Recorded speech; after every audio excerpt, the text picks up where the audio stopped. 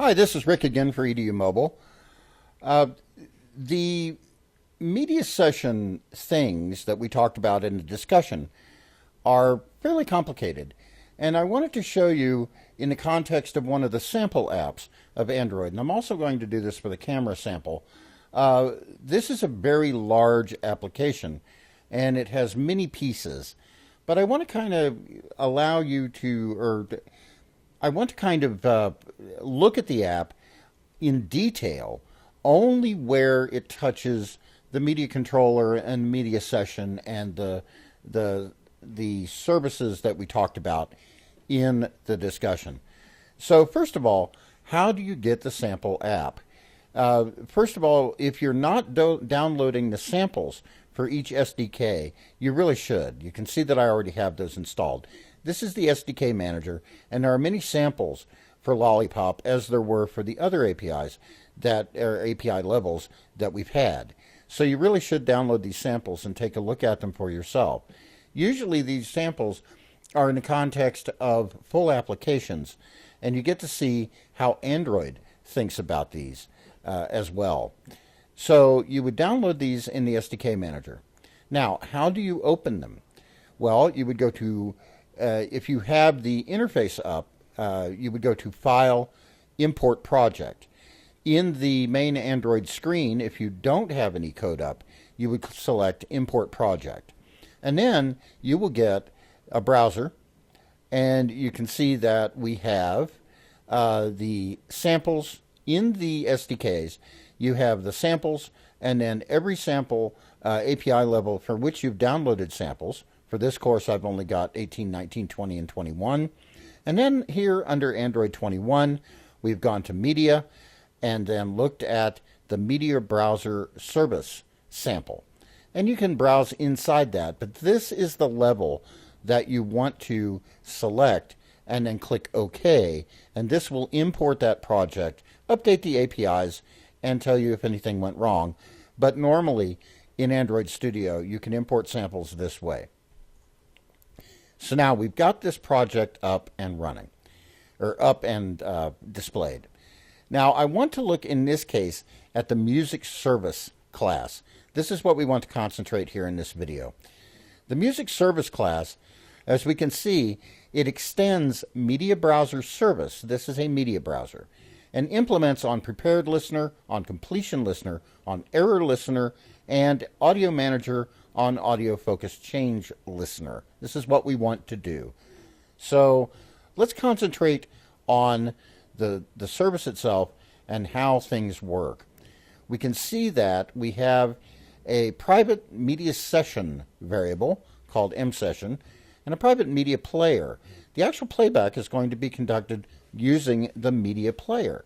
So this media session is what we're interested in here. In onCreate, that media session is instantiated. We start a new media session here. msession equal new media session. The context is this. The string here is music service. Music service is the name of this class. So that's how that works. So we have a media session that is bound to this music service. Now, still in onCreate, here we go. We have set the session token for this service to the media session's get session token. And this is what binds the browser service to the session. So this is very important. And then we can set a callback on the session for the media session callback and so forth. So that is how the browser service communicates with the media session. Now, moving further down, we can see that on destroy, we need to release the session. And this is very important. Everything else here is detail due to the largeness of the application. But the important thing here is that we have bound this service to the session and then released the session. I'm not saying that the other things are unimportant. On the contrary, they are very important. But this is a little bit big of an application to go through every single detail and explore it. but I encourage you to do that, to test it, to run it on an actual device, to test it, and see how everything is actually working here. Now, I also want to look at the Browse Fragment class. This is where the media browser connects and supplies a fragment to the rest of the application. So we can see here in onCreate view that we have a list view, and we are getting that out of the browser fragment, find view by ID, r.id.listView. We've set the adapter to something called mBrowser adapter.